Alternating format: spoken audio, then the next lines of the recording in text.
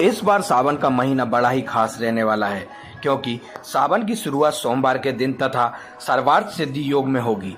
इस बार पूरे 29 दिनों तक शिव भक्त महादेव की आराधना कर अपनी मनोकामनाएं पूर्ण कर सकते हैं।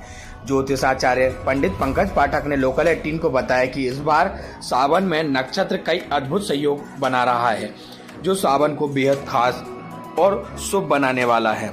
यह संयोग लगभग 72 वर्ष बाद बन रहा है। इस संयोग में अगर विधि विधान से भगवान शिव की पूजा अर्चना करते हैं तो व्यक्ति की सभी मनोकामनाएं पूर्ण होगी। आइए जानते हैं ज्योतिषाचार्य से। आगामी मास श्रावण मास आने वाला है। देवादिदेव महादेव की भक्ति करने के लिए तो भगवान शिव को प्रसन्न करने के लिए यह मास जो है सर्वश्रेष्ठ माना जाता है। वैसे ही भगवान भोलेनाथ की यदि हम भक्ति करते हैं, उनका पूजन करते हैं तो हमारी समस्त मनोकामनाएं पूर्ण होती हैं। संसार का ऐसा कोई सा सुख नहीं है जो भगवान शंकर की पूजन करने से हमको प्राप्त नहीं हो सकता। उनका नाम ही भोलेनाथ है, तो सहज रूप में प्रसन्न हो जाते हैं। इस बार श्रावण का महीना निश्चित ही कुछ अद्भुत संयोग लेकर के आ रहा है। ज्योतिषी दृष्टि से भी कई उत्तम संयोग लेकर के आ रहा है। पहला तो सोमवार से प्रारंभ हो रहा है और सोमवार के दिन ही श्रावण मास का समापन हो रहा है।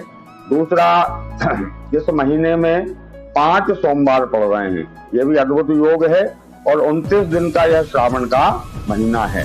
पंचांग के अनुसार 72 साल बाद कुछ ज्योतिषी संयोग बनने जा रहे हैं, उनकी हम यहाँ चर्चा करते हैं।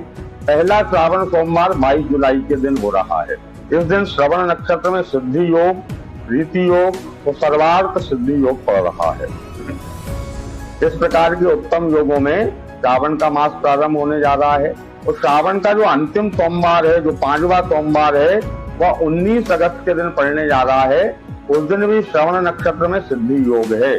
तो यह श्रवण नक्षत्र और सिद्धि योग में प्रारंभ हो रहा है और श्रवण नक्षत्र सिद्धि योग में ही इसका समापन होगा।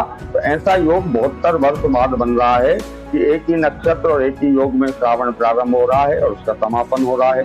इसके साथ ही सिद्धि योग तो है ही, आयुष्मान योग का भी निर्माण हो रहा है। श्रावण मास में हमको भगवान भोलेनाथ की भक्ति करना चाहिए। संभव हो सके तो पूरे 1 महीने तक मिट्टी के शिवलिंग, पार्थिव शिवलिंग बना करके उनका पूजन करें। पार्थिव शिवलिंग ना बना सके तो नर्मदेश्वर जो शिवलिंग रहता है उसका पूजन करें, या स्फटिक के शिवलिंग का हमको पूजन करना चाहिए।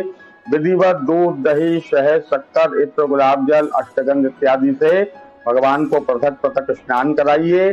स्नान कराने के बाद उनका रुद्र पाठ के द्वारा किसी ब्राह्मण के संयोग से अभिषेक करें।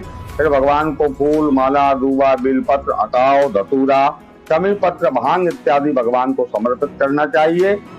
इस प्रकार विधिवत भगवान का पूजन करने के बाद भगवान की जो विभिन्न स्तुतियां कही गई हैं, लिंगाष्टक है, रुद्राष्टक है, शिव तांडव कहा गया है, शिवाष्टक कहा गया है, इन स्तुतियों से भगवान को हम प्रसन्न कर सकते हैं। महामृत्युंजय का जप और जो महामंत्र कहा गया है ओम नमः शिवाय, इस महामंत्र का यदि अभी श्रावण के महीने में जप करते हैं तो निश्चित ही हमारे जीवन में सुख, शांति, समृद्धि की प्राप्ति होती है। भोलेनाथ प्रसन्न होंगे और आपकी सभी मनोकामनाओं को पूर्ण करेंगे।